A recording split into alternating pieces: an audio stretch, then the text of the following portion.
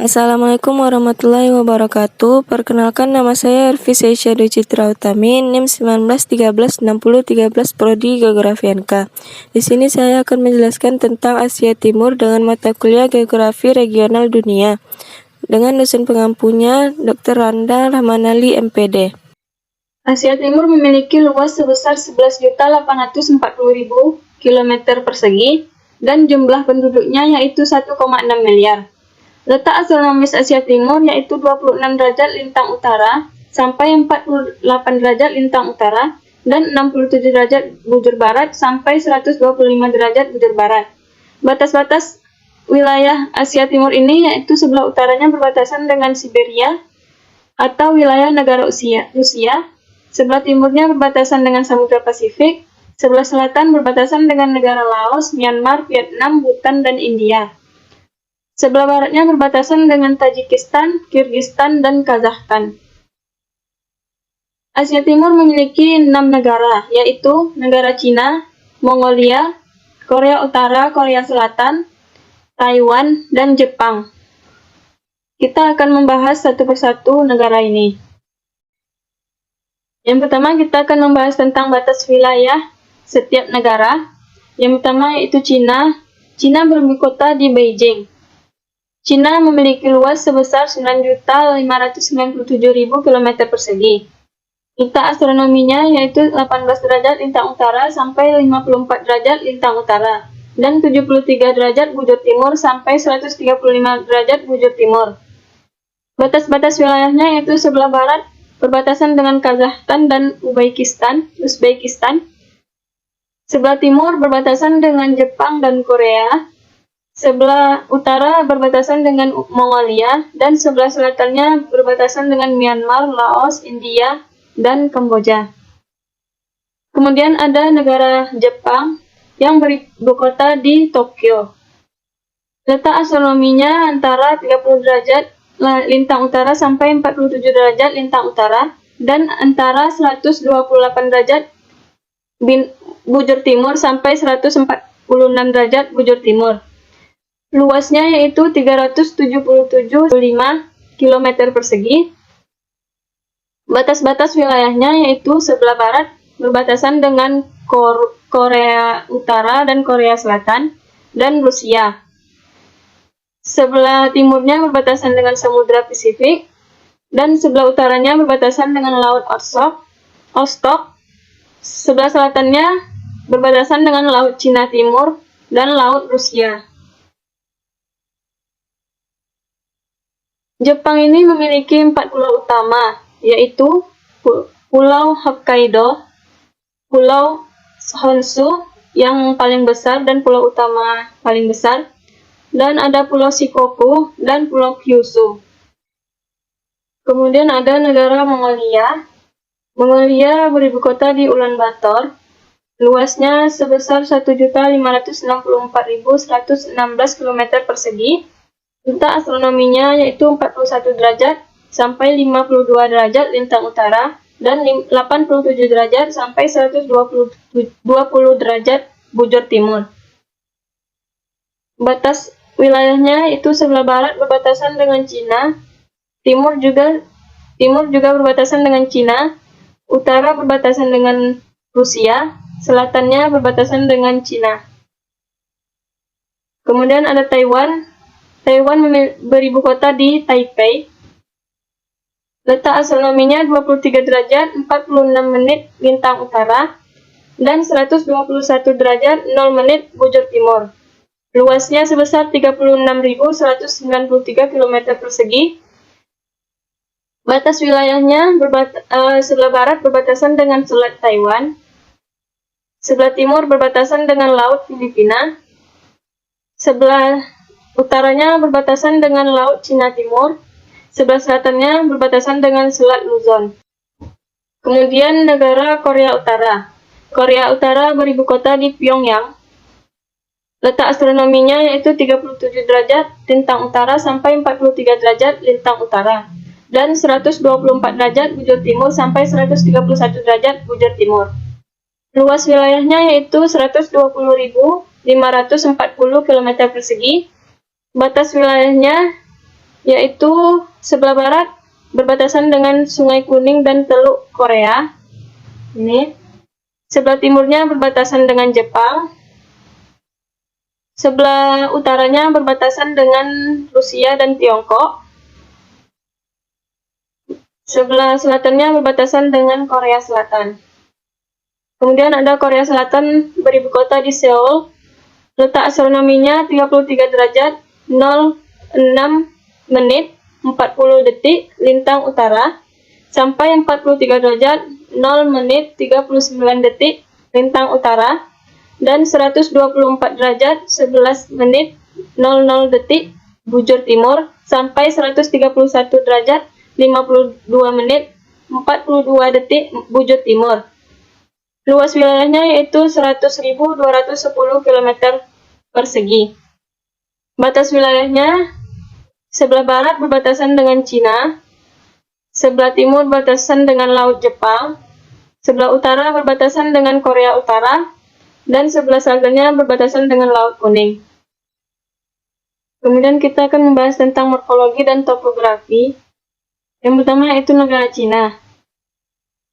Pegunungan Qingling yang membujur dari tenggara ke barat laut merupakan kelanjutan pegunungan Kunlun dan membagi Cina menjadi belahan utara dan selatan.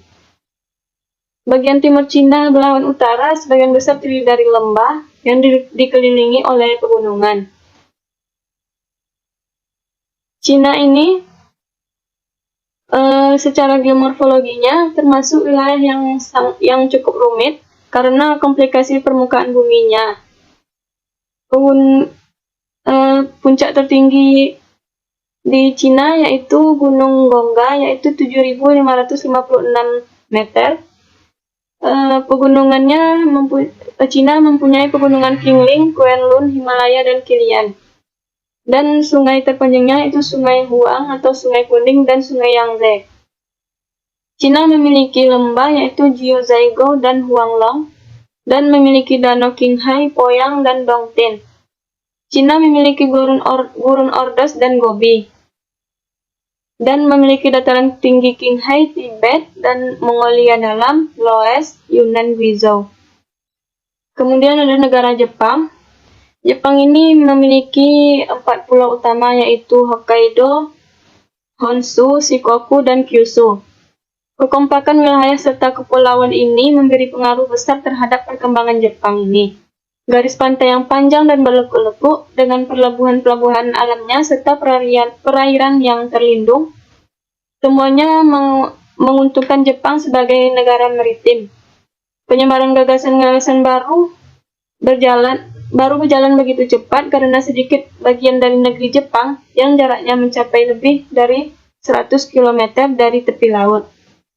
Jepang ini memiliki puncak tertinggi yaitu puncak Gunung Fuji 3.776 meter dan memiliki sungai terpanjang yaitu Sungai Shinano, memiliki dataran tinggi Murodo Daira dan danau terbesarnya Danau Biwa.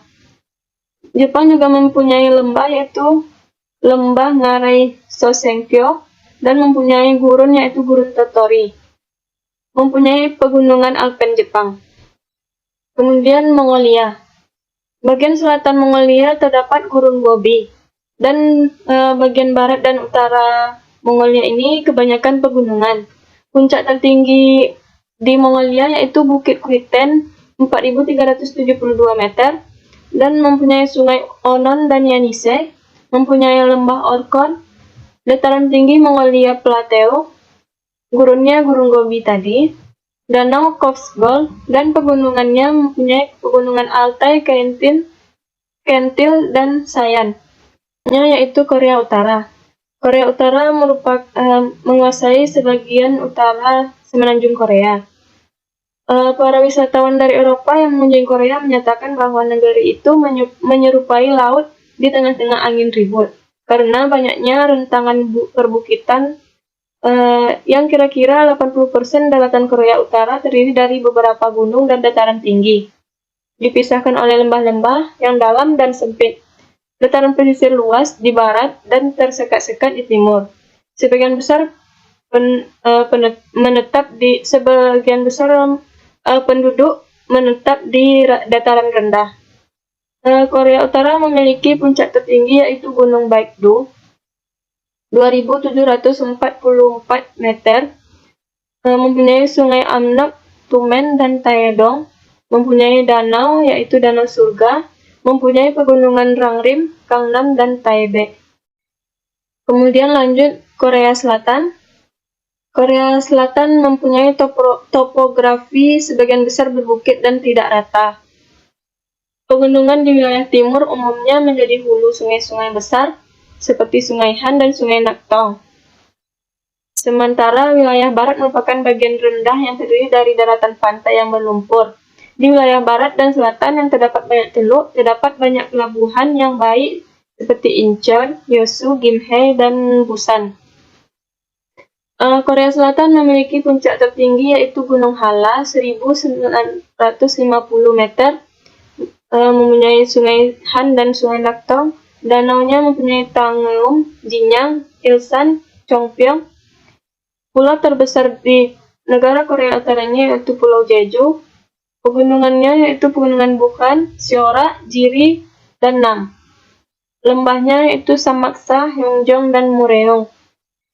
Kemudian Taiwan. Taiwan sebagian besar bergunung-gunung di timur, dengan dataran landai di baratnya. Taiwan memiliki puncak tertinggi yaitu Yusan, 3.952 meter, mempunyai Sungai Kelung, Sungai Tamsui, dan Sungai Dadu, mempunyai lembah Wangyo Emerald, mempunyai danau terbesar yaitu Danau Salmon Lake. Dataran tingginya yaitu Linkou, Taoyuan, dan Dadu, dan pegunungannya yaitu Taman Nasional Yangmingshan, Xi'an Mountain, Xinyo Mountain, dan Gunung Hehuan. Selanjutnya kita akan membahas tentang sosial ekonomi di Asia Timur. Yang pertama yaitu di Cina. Cina memiliki jumlah penduduk 1.411.610.000. Jenis mata pencahariannya yaitu pertambangan dan perindustrian. Hasil alamnya besi, baja, aluminium, tekstil, dan aparel, petroleum, semen, kimia, dan fertilizer. Perdagangannya yaitu alas kaki, mainan, dan elektronik. Pariwisata yang ada di Cina yaitu Tembok Besar Cina, Forbidden City, Istana Potala, Gunung Huang, Leshan, Giant Buddha, Gua Magao. Kemudian Jepang, jumlah penduduknya 126.420.000. Jenis mata pencahariannya yaitu pertambangan dan perindustrian. Hasil alamnya batu bara, emas, perak, perunggu, besi, dan seng. Perdagangan di Jepang yaitu kendaraan bermotor, semikonduktor, produksi besi dan baja, suku cadang kendaraan, bahan plastik, mesin pembangkit.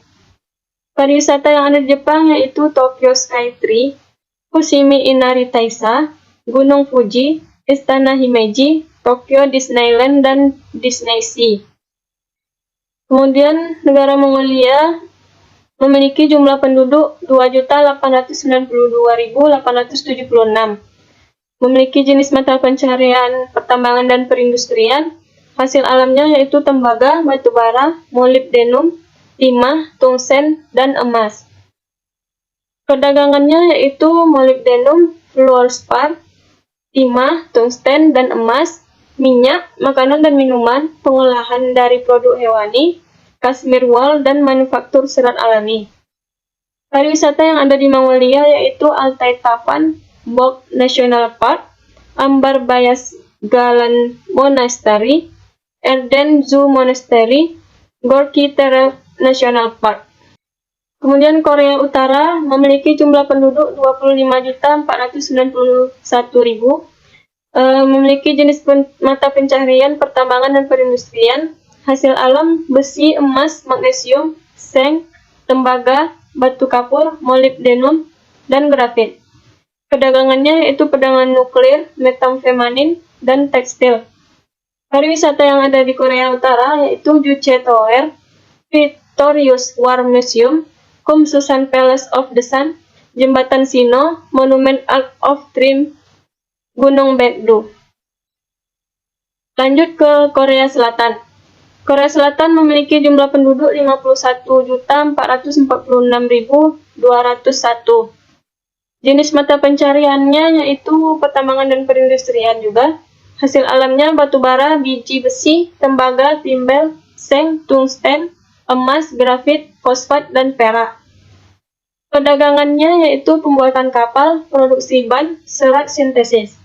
Pariwisata yang ada di Korea Selatan yaitu Pulau Jeju, Yangdong Traditional Village, Stasiun Gyeongwadi District, Everland, Namsan Seoul Tower, dan Lotte World. Kemudian negara Taiwan memiliki jumlah penduduk 23.560.000, memiliki jenis mata pencarian pertambangan dan perindustrian, hasil alam wolfram, timbal, seng, mangan, tembaga, biji besi, batu bara, emas, lignit, minyak, dan gas. Perdagangannya yaitu beras, jaret, buah, gula, minyak bumi, dan mesin. Pariwisata di Taiwan yaitu Kuil Singtan, Sun Yat-sen Memorial Hall, Sun Lake Moon, Masjid Agung Taipei, Taipei 101, Yang Misan. Kemudian lanjut kita akan membahas tentang sosial budayanya. Di negara Cina, memiliki bahasa negaranya Tionghoa atau Mandarin. Lagu kebangsaannya yaitu Pinyin atau Zonghua Minguo Guoge. Rumah tradisionalnya Si Heiyuan, Chinese Dream House. Tarian tradisionalnya Barongsai, Yangge, Tari Dunhuang. Pakaian tradisionalnya Cheongsam. Alat musik tradisionalnya pipa dan ruan. Senjata tradisionalnya yaitu sekop bulan sabit, giant, geon, dan fu.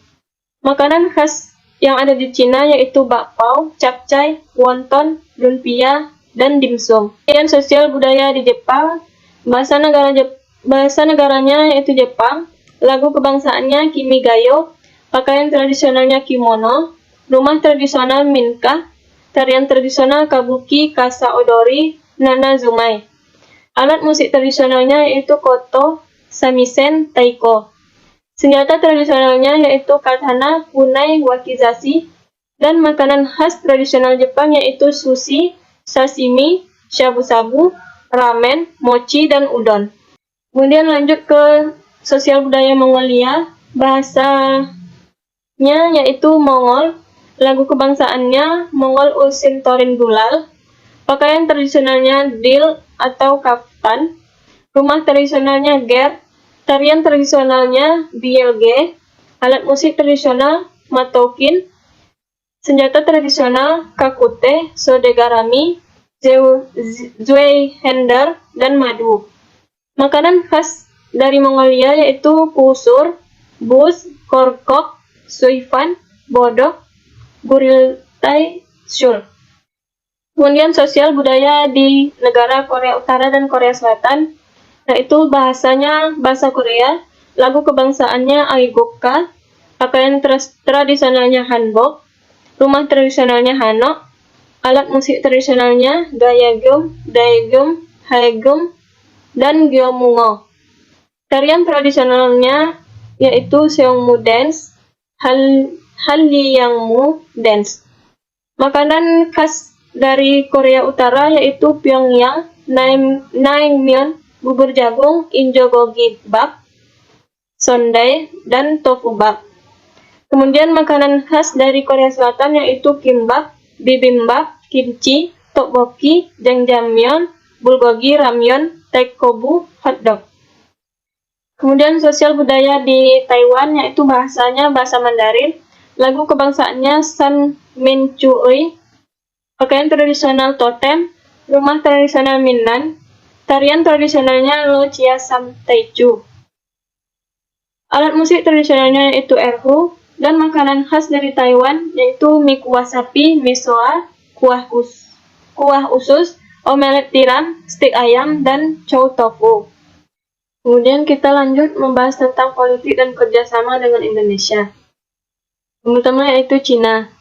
Politiknya, negara ini didirikan pada tahun 1949 setelah berakhirnya Perang Saudara Tiongkok, dan sejak saat itu dipimpin oleh sebuah partai tunggal yaitu Partai Komunis Tiongkok. Menurut definisi resminya, RRT merupakan suatu negara komunis, Pemerintah RRT sering dikatakan sebagai otokratis, komunis, dan sosialis. Kerjasama dengan Indonesia, yaitu hubungan antara Kekaisaran Tiongkok dan Indonesia kuno telah dimulai sejak abad ke-7 dan mungkin sebelumnya. Indonesia adalah bagian dari jalur maritim dari jalur sutra yang menghubungkan Tiongkok dengan India dan dunia Arab. Banyak keramik Tiongkok ditemukan di seluruh Indonesia yang diperkirakan terjadinya hubungan pedagang kuno antara kedua negara. Kemudian negara Mongolia, politik Mongolia didasarkan pada bentuk pemerintahan republik semi-presidensial, demokrasi perwakilan, dan sistem multipartai. Kekuasaan eksekutif dipegang oleh presiden, kekuasaan legislatif dipegang oleh parlemen, dan kehakiman bersifat independen dari eksekutif dan legislatif. Kerjasama dengan Indonesia, hubungan Indonesia dengan Mongolia adalah hubungan bilateral, luar negeri antara Indonesia dengan Mongolia. Hubungan bilateral ini dimulai pada 21 Desember 1956. Mongolia memiliki kedutaan besar untuk Thailand di Bangkok, yang juga terakreditasi untuk Indonesia serta konsulat di Jakarta dan Surabaya. Sedangkan Indonesia memiliki kedutaan besar untuk Republik Rakyat Tiongkok di Beijing, yang juga terakreditasi untuk Mongolia. Mongolia berencana untuk membuat sebuah pusat studi Indonesia yang berlokasi di Universitas Nasional Mongolia. Selanjutnya, politik di Jepang. Politik Jepang berbentuk multipartai, bikameral, parlemen demokrasi perwakilan kerajaan konstitusional, di mana kaisar adalah kepala negara seremoni dan perdana menteri adalah kepala pemerintahan dan kepala kabinet, yang merupakan bagian dari eksekutif. Lembaga legislatif berada di tangan parlemen, di mana terdiri dari DPR dan Dewan Penasehat. Yudikatif berada di tangan Mahkamah Agung dan Pengadilan, dan kedaulatan berada di tangan rakyat Jepang berdasarkan konstitusi. Jepang dianggap sebagai kerajaan konstitusi dengan sistem hukum sipil. Kerjasama dengan Indonesia. Walau sejarah mencatat kisah suram penjajahan Jepang di Indonesia, saat ini kedua negara telah membina hubungan persahabatan yang sangat erat selama lebih dari 60 tahun yang berlandaskan hubungan kerjasama dan pertukaran di berbagai bidang seperti politik, ekonomi, kebudayaan, dan sebagainya. Kemudian negara Taiwan, politik yaitu Taiwan adalah sebuah pulau yang mempunyai status yang sedang disengketakan. Sampai sekarang masih tetap ada kehubungan atas nama resmi Taiwan, Republik Tiongkok. Wilayah yang dipertentangkan selengkapnya adalah Taiwan, Pescadores, Quemoy, dan Matsu. Kerjasamanya dengan Indonesia yaitu hubungan luar negeri Indonesia dan Taiwan. Saat ini Indonesia tidak secara resmi mengakui Republik Tiongkok atau Taiwan karena mengadopsi kebijakan satu Tiongkok, yang secara resmi hanya mengakui Republik Rakyat Tiongkok sejak 1950. Di samping kedekatan geopolitik, hubungan antara dua negara tersebut masih berkembang sepanjang waktu. Kesempatan memperluas dan memperdalam hubungan tersebut telah bertumbuh. Kemudian Korea Utara, politiknya yaitu berlangsung dalam kerangka filosofi resmi negara, Juche, sebuah konsep yang diciptakan oleh Hwang Chang-yop dan kemudian dikaitkan dengan Kim Il-sung. Dalam praktiknya, Korea Utara berfungsi sebagai negara satu partai di bawah kediktatoran keluarga totaliter. Dijelaskan bahkan sebagai monarki absolut dengan Kim Il-sung dan ahli waris sebagai penguasanya. Kerjasama dengan Indonesia. Hubungan Indonesia-Korea Utara mengacu pada hubungan bilateral Indonesia dan Korea Utara. Indonesia adalah satu dari sedikit negara di dunia yang masih membina hubungan baik dengan Korea Utara.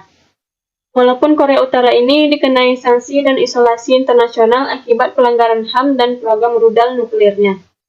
Korea Selatan. Politik Republik Korea atau politik Korea Selatan berbentuk Republik Demokrasi Perwakilan Presidensial. Presiden adalah kepala negara dan menganut negara sistem multipartai. Kekuasaan eksekutif dilaksanakan oleh pemerintah. Kekuasaan legislatif dipegang oleh pemerintah dan Majelis Nasional. Kekuasaan yudisial bersifat sendiri dan tidak bergantung kepada eksekutif dan legislatif. dan terdiri atas Mahkamah Agung, Pengadilan Banding, dan Mahkamah Konstitusi. Sejak tahun 1948, Konstitusi atau UUD Republik Korea telah diamandemen sebanyak 5 kali. Masing-masing amandemen menandakan berdirinya pemerintahan Republik baru. Saat ini, Republik ke-6 dimulai dengan amandemen konstitusi pada tahun 1987. Kerjasamanya dengan Indonesia, hubungan Indonesia dengan Korea Selatan adalah hubungan bilateral. Bilateral luar negeri antara Indonesia dengan Korea Selatan. Kedua negara ini memiliki visi, nilai, dan keinginan untuk berkontribusi pada komunitas internasional sebagai kekuatan menengah yang sama. Kedua negara adalah anggota dari G20 dan APEC. Indonesia dan Korea Selatan secara resmi membentuk hubungan diplomatik pada 17 September 1973. Korea Selatan memiliki kedutaan besar Jakarta dan Indonesia memiliki kedutaan besar di Seoul. Mungkin hanya ini yang dapat saya sampaikan, lebih dan kurang saya minta maaf, saya mohon maaf. Wabillahi taufiq wal hidayah. Wassalamualaikum warahmatullahi wabarakatuh.